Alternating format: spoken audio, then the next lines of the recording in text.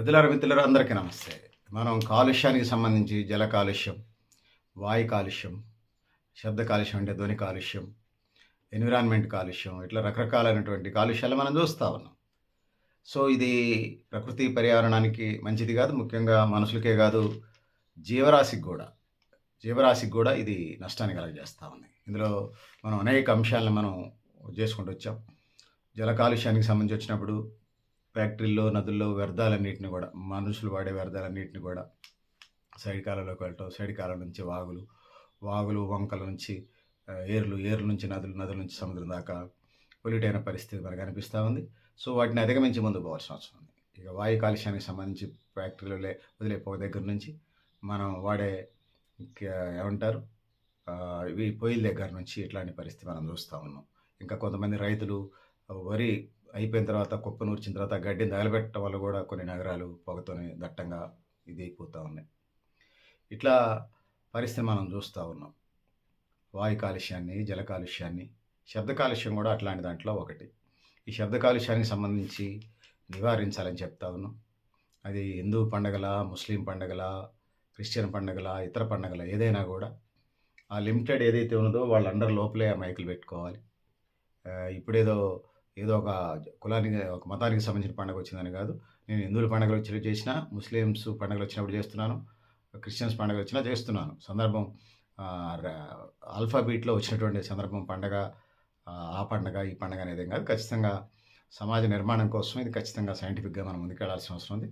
శబ్ద కాలుష్యాలకు సంబంధించి అది హిందూ మతమా, ముస్లిం మతమా, క్రిస్టియన్ మతమా, ఇంకో మతమా, ఏ మతమైనా కానివ్వండి, ఏ మతమైనా కూడా ఖచ్చితంగా మైకులు 5 నిమిషాల్లోపే ఉండాలి.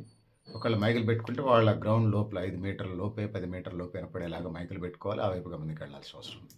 దీంతో పాటు ఇవాళ రేపు పనికిమాలిన డబ్బులు ఉంటే చాలు, రియల్ ఎస్టేట్లోనో గంజాయి అమ్మినాడు పుట్టినరోజు వేడుకలతో మైకులు పెట్టి, డీజేలు పెట్టి చేస్తూ ఉన్నారు.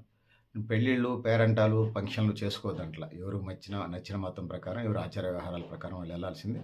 దాంట్లో నేను 0.1% కూడా వ్యతిరేకం కాదు. 100% భారతదేశ ఆచారాలు, వ్యవహారాలు, సంస్కృతి, సాంప్రదాయాల్ని గౌరవించే వాళ్ళలో నేను మొట్టమొదటి వాడిని అని చెప్పుకుంటాను ఖచ్చితంగా. చెప్పక తప్పదు కూడా.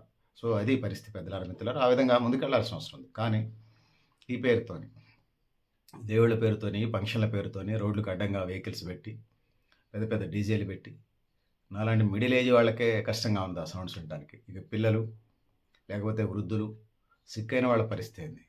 సో, అందుకోసం శబ్ద కాలుష్యానికి ఎన్ని డిసేబుల్స్ వరకు మానవుని రిసీవ్ చేసుకోగలుగుతాయి, వీళ్ళు ఎన్ని డిసేబుల్స్ పెడతా ఉన్నారు, ఇది చాలా ప్రధానమైంది. సో, మనుషులకు సంబంధించి ఆ రేంజ్లో ఉంటే మిగతా జీవరాశి సంగతి ఏంది? మనుషులు ఒక్కటే బతకాలా? ఇంకా అనేక రకాల మన పెంపుడు జంతువులు ఉంటాయి. కోళ్ళు పెంచుకుంటాం, కుక్కలు పెంచుకుంటాం, గేదెలు పెంచుకుంటాం, ఆవులు పెంచుకుంటాం, ఇంకా అనేక రకాల కుందేళ్ళు పెంచుకుంటున్నారు, పావురాలు పెంచుకుంటున్నారు. ఇతర ఇలా ఎన్విరాన్మెంట్ మీద కూడా ప్రేమ పెరిగినది. అందుకోసం శబ్ద కాలుష్యాన్ని, ధ్వని కాలుష్యాన్ని మనం అరికట్టాల్సిన అవసరం ఉంది. వాటిని కట్టడి చేయాల్సిన అవసరం ఉంది. సో, ఆ విధంగా ముందుకు పోవాల్సిన అవసరం అయితే ఉన్నదని తెలియజేసుకుంటున్నాను. సో, ఎటు చూసినా ఎటన్నా శబ్దాలే, మనిషి కర్ణవేరులు పగిలిపోయేబట్టిగా కనపడతా ఉంది. సో, ఇవన్నీ మనిషికి సంబంధించి ప్రశాంతన బాగుపడుతున్నాయి.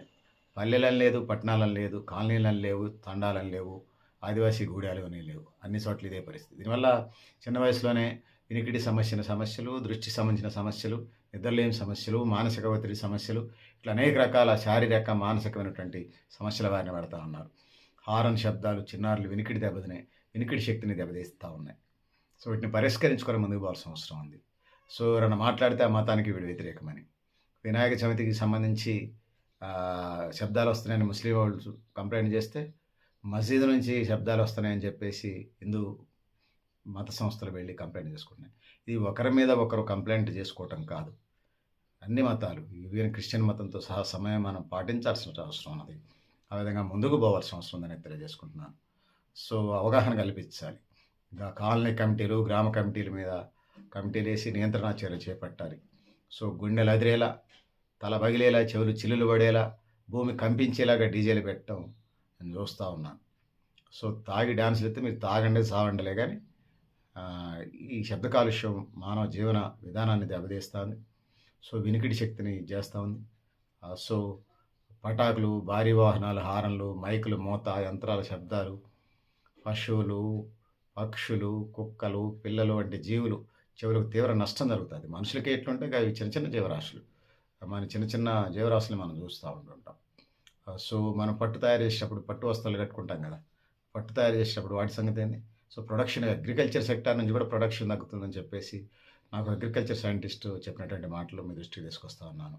మరింత సమాచారం వాళ్ళతోని ఈ సందర్భం వచ్చినప్పుడు మాట్లాడిద్దాం. సో, ఇట్లాంటి పరిస్థితులన్నీ ఉన్నాయి. సో, కొన్ని పక్షులు చనిపోతున్నాయని చెప్పేసి, గుడ్లు పెట్టకుండా పారిపోతున్నాయని చెప్పేసి, గూళ్ళు వదిలేసి పక్షులు పారిపోతున్నాయని చెప్పేసి ఆహ్, అనేక మంది అగ్రికల్చర్ లేకపోతే యానిమల్ వెటర్నరీ ఎక్స్‌పర్ట్స్ చెప్తా ఉన్నారు. సో, వీటిని అధిగమించి మనం ముందుకు పోవాల్సిన అవసరం ఉంది. సో, పెద్దలారా, మిత్రులారా, ఒక మనిషి ఎంత డెసిబెల్స్ వినగలమో అంత డెసిబెల్స్ లోపల పెట్టాలి. మనం ఇంట్లో పెట్టుకునే టీవీ అంటే కూడా కొంతమంది మైకులు పెట్టినట్టు పెడుతున్నారు. మన గది వరకు, మన గది నుంచి 1 మీటర్, 2 మీటర్లు వినపడే వరకు మన కాంప్లెక్స్ లోపల ఆ సౌండ్ పెట్టుకోవాలి.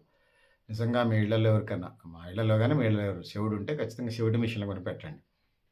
మీకు మరీ అంత పేదలైతే మైకులు పెట్టినట్టు పెట్టబాకండి. పేదలైతే గవర్నమెంట్‌కి ఒక లెటర్ పెట్టండి. వాళ్ళు 6 నెలలకో, సంవత్సరానికో, 2 సంవత్సరాలకి ఇస్తారు. అంతే తప్పితే గాని మీ ఆనందం కోసం ఎదుటి వాళ్ళకి నష్టం కలగజేయకండి. అది కరెక్ట్ కాదు. కాదు, కాబోదు, కానేరదు. అది నేను చెప్పదలుచుకున్నాను. ఈ కాలుష్యాలన్నిటిని అరికట్టే ఒక నియంత్రణ చట్టాలు రావాలి. అవి అరకట్టిన చట్టంలాగా తయారైనయి. ఖచ్చితంగా వీటి మీద యాక్షన్ తీసుకోవాలి. Plan of action. సో, అసలు కొన్ని కొన్నయితే కొన్ని ఆ రాత్రులు, ఈ రాత్రుల పేరుతోని అసలు రైత్రి లేదు, పగలు లేదు. 24 గంటలు. పెట్టుకుంటే వాడి మటికి పెట్టుకోవాలా. వాడి రూమ్ మటికి పెట్టుకోవాలా. దేశం అంతా నింపడానికి పర్మిషన్స్ ఇచ్చారు. ఆ పోలీసు వాళ్ళకి ఒకటి ఇది లేదు. వాళ్ళు ఎలా ట్రాన్స్‌ఫర్ చేస్తారా? డ్యూటీలు సక్రమంగా ప్రజలు కట్టే పన్నులు పెట్టి జీతాలు తీసుకుంటున్నారా? లేకపోతే రాజకీయ నాయకులు ఇచ్చే బెదిరింపులు పెట్టి బతుకుతున్నారో అర్థం కాదు. మరి మానవ జన్మ ఎత్తింది ఎందుకు అర్థం కాదా? Police department concern traffic department సంబంధించినటువంటి పొల్యూషన్ డిపార్ట్‌మెంట్ వాళ్ళు. ప్రజల సొమ్ము అంతా తింటూ కనీసం డ్యూటీలు చేయరు. అందుకోసం బీజేపీవోడు ఇంకొక వైపు అది చేసుకుంటూ పోతాడు. చేయనండి. ప్రభుత్వ రంగ సంస్థలన్నిటిని అమలుతున్నాయి. ప్రైవేట్ పోలీసు, ప్రైవేట్ ట్రాఫిక్ వస్తే కానీ అట్లా సర్వనాశనం అయితే కానీ తిరుగుబాట్లు రావు. జెట్లు, జెట్లు, భారత్ జెట్లు అన్నీ వస్తాయి తర్వాత. సో, అందుకోసం కాలుష్యాల పట్ల మనం అప్రమత్తంగా ఉండాలి. ఆ విధంగా ముందుకు పోవాల్సిన అవసరం ఉందని తెలియజేసుకుంటూ, సో, పెద్దలారా, మిత్రులారా, మీరు కూడా మీ అభిప్రాయాలు కామెంట్ బాక్స్‌లో రాయని తెలియజేస్తూ, నేను గరిడేపల్లి సత్యనారాయణ, న్యూ లక్ష్య ఆర్గనైజేషన్. Thank you. ఉండాలి పెద్దలారా, మిత్రులారా.